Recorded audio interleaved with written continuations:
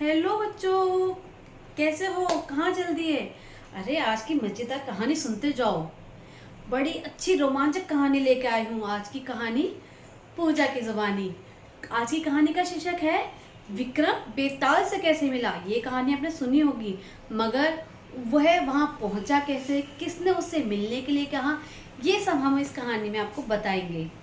पूरी सुनिएगा, बड़ी मजेदार कहानी है। अच्छी लगे तो कमेंट करके जरूर बताइएगा। विक्रम बेताल की कहानी, पूजा की जुबानी।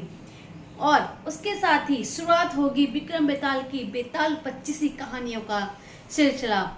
क्या विक्रम बेताल सवाल करेगा विक्रम से, क्या वो उनके जवाब दे पाएगा, ये हम आगे की कहानियों में सुनेंगे। बहुत ही मजेदार कहानियां हैं। जो धुंधली यादें हो चुकी थी उन्हें एक बार पुनः हम रिकॉल करेंगे और अपनी यादों को ताजा करेंगे। तो शुरू करते हैं आज की कहानी, विक्रम बेताल की कहानी, पूजा की जुबान। तो शुरू करते हैं आज की कहानी, विक्रम बेताल की कहानी। विक्रम बेताल से कैसे मिला। राजा विक्रम के दरबार में एक योगी रोजाना आता और राजा को फल देता। संयोगवश एक दिन राजा विक्रम अपने अस्तबल को देखने गए, जहां योगी पहुंचा और राजा के हाथ में फल दे दिया।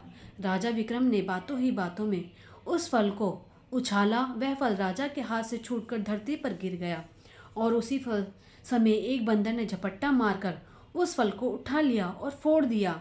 उस फल में से एक लाल रतन निकला, जिसकी चमक से सभी की आंखें चुंधिया गई। राजा विक्रम को बहुत बड़ा आश्चर्य हुआ और राजा ने योगी से पूछा कि आप ये लाल रतन मुझे क्यों दे रहे हैं।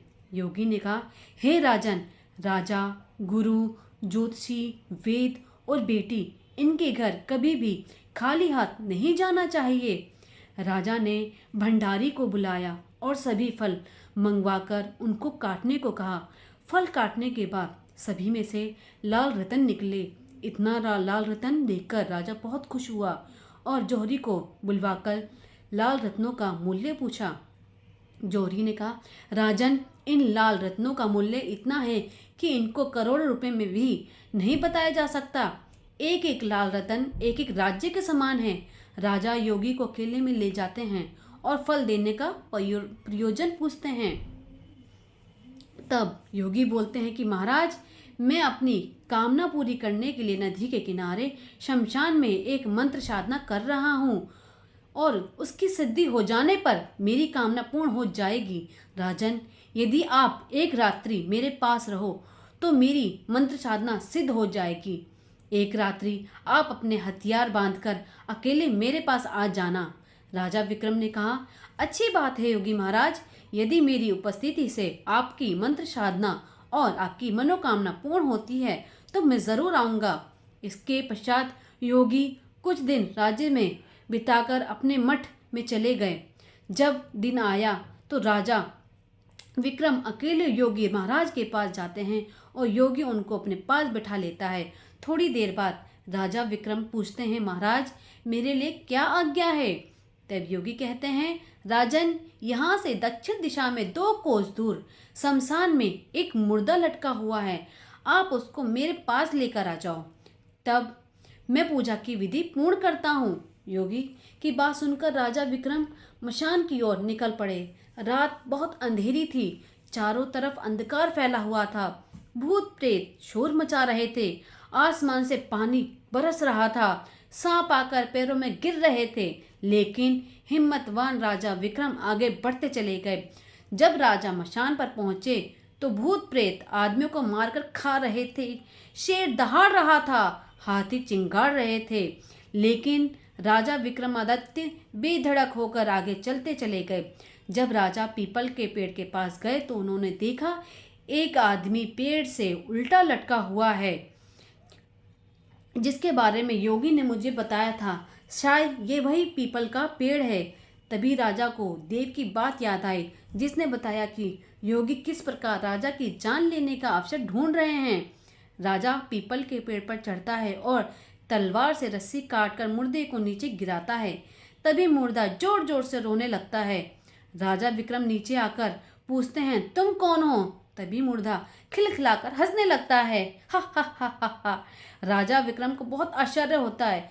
तभी मुर्दा वापस से पीपल के पेड़ पर जाकर उल्टा लटक जाता है। राजा विक्रम दोबारा पेड़ पर चढ़ते हैं और रस्सी काटते ही मुर्दे को अपने बगल में दबाकर नीचे ले आते हैं। राजा विक्रम बोलते हैं, बताओ तुम कौन हो। मुर्दा चुप रहता है, मुर्दा कुछ नहीं बोलता।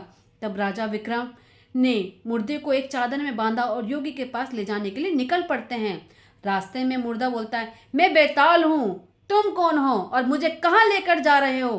राजा विक्रम बोलते हैं, मेरा नाम विक्रम है, मैं धारा नगरी का राजा हूँ और एक सन्यासी योगी के कहने पर मैं तुमको अपने साथ ले जाना आया हूँ।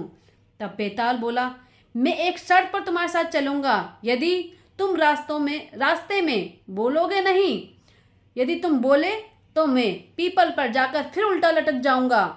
तब राजा विक्रम बेताल की बात मान लेते हैं। फिर बेताल बोलता है, पंडित, चतुर और ज्ञानी के दिन अच्छी अच्छी बातों में गुजर जाते हैं, लेकिन मूर्खों के दिन झगड़ते और नींद में गुजरते हैं। अच्छा है कि हमारा रास्ता अच्छी भली बातों में चर्चा में गुजर जाएगा।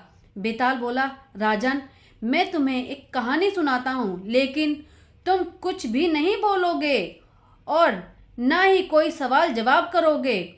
इसके पश्चात शुरू होती है विक्रम बेताल की मज़ेदार कहानियाँ। कैसी लगी बच्चों ये कहानी? क्या आपको पता चला कि विक्रम बेताल से कैसे मिला था और कैसे उस तक पहुँचा था? और आगे की कहानी सुनने के लिए जुड़े रहिए। एक कहानी पूजा की जुबानी।